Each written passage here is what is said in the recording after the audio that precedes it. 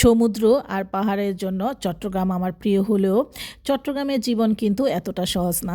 কারণ হচ্ছে চট্টগ্রামে আমরা যেই জায়গাটায় থাকি সেই জায়গাটায় ভীষণ কঠিন হচ্ছে জীবনযাপন আমার কাছে মনে হয়। কারণ ইচ্ছে করলেই হাতের কাছে সব কিছু পাওয়া যায় না, ইচ্ছে করলেই বড় বড় শপিং মলে যাওয়া যায় না। কারণ আমরা যেই জায়গাটায় থাকি সেই জায়গা থেকে শহর বেশ খানিকটা দূরে। তো শহরে যেতে হলে সময় নিয়ে প্রিপারেশন নিয়ে হাতে টাকা পয়সা নিয়ে তারপরে বের হতে হয়।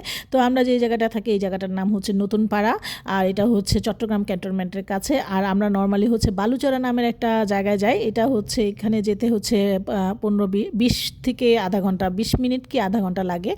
তো আর এমনিতে রিক্সাতে গেলে হচ্ছে 15 মিনিটের মতো, আর হেঁটে গেলে হচ্ছে 20 থেকে আধা ঘন্টার মতো।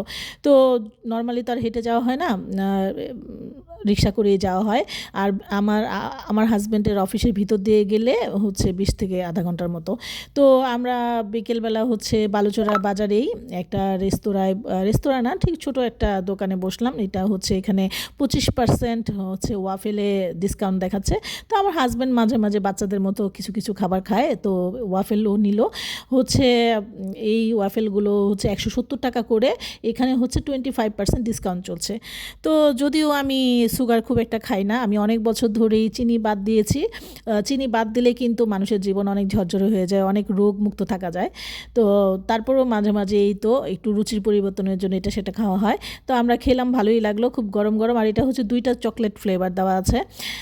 তো ওয়াফেল খেতে খেতে আমার হাজব্যান্ড আবার ভিতর থেকে 4-5টার মতো হচ্ছে এই তো গরম গরম সিঙ্গারা নিয়ে আসলেন।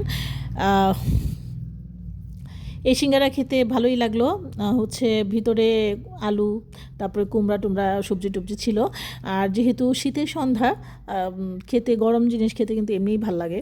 তো গরম গরম সিঙ্গারা খাওয়ার পর হচ্ছে দুধ চা।